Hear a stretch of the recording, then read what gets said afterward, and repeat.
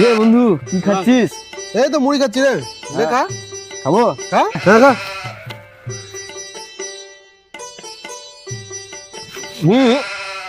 মুইটা দেখছি বাদাম থাকলে ভালো হতো, ঠিকই বলেছিস। আরো জমে হতো। হুম। লে না একটু কাঁচা ছোড়া থাকলে মুইটা আরো জমতো, বুঝলি? ঠিক।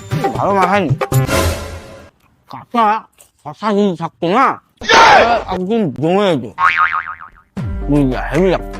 একদিন কিনে তো কোনো কিছু খাওয়াবে না, আবার শশা থাকলে ভালো হতো, ছোলা থাকলে ভালো হতো। খুব কাচ্ছি হতো। মাংনা এর থেকে ভালো আর হবে না। এ তো লেখা নাহলে গাঁটটা টেনে লে এখান থেকে। হ্যাঁ, এটাও খারাপ মাখানি, বুঝলি?